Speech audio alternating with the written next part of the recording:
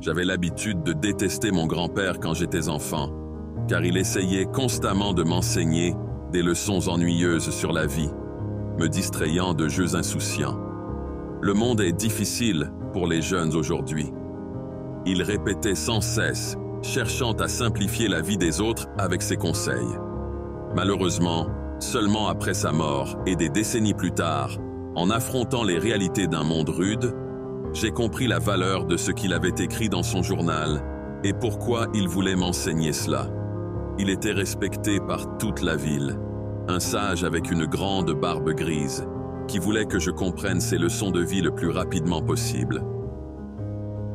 La vie est comme un livre. Certains chapitres sont tristes, certains sont heureux, mais tous sont nécessaires pour que l'histoire soit complète. Apprends à changer une roue crevée sur ton véhicule. Si tu ne valorises pas ton temps, personne ne le fera. Les personnes les plus fortes ne sont pas celles qui montrent de la force devant nous, mais celles qui combattent des batailles que nous ne connaissons pas.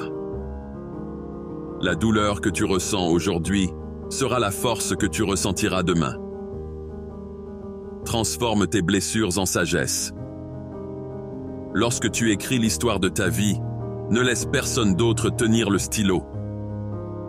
Ne remets pas à plus tard les contrôles médicaux importants. Pratique l'autocompassion. Nous sommes tous humains et tout le monde fait des erreurs. Le temps guérit presque tout, donne-toi du temps. Un bon rire et une longue nuit de sommeil sont les deux meilleurs remèdes pour tout. Le pardon n'est pas pour l'autre personne, c'est pour ta paix d'esprit. Plus tu es calme, plus tu réfléchis clairement. Parfois, il faut lâcher quelque chose de bon pour faire place à quelque chose de meilleur. Ne tolère jamais le manque de respect. Écoute plus que tu ne parles, car la sagesse vient souvent du silence.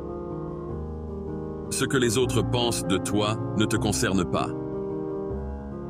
La gentillesse est un langage que les sourds peuvent entendre et les aveugles peuvent voir. S'inquiéter est comme un fauteuil à bascule. Cela te donne quelque chose à faire, mais ne t'emmène nulle part.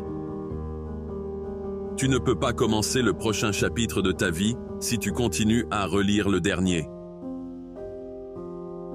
La meilleure vue vient après la montée la plus difficile. Le courage ne rugit pas toujours. Ne perds jamais ton sens de l'humour. Le rire est le meilleur remède pour l'âme. Prends une profonde respiration. C'est juste une mauvaise journée, pas une mauvaise vie. Ne dis pas un jour, dis maintenant, car un jour ne viendra peut-être jamais. Les petits actes changent des vies. Une personne qui ne fait pas d'erreur ne fait rien du tout.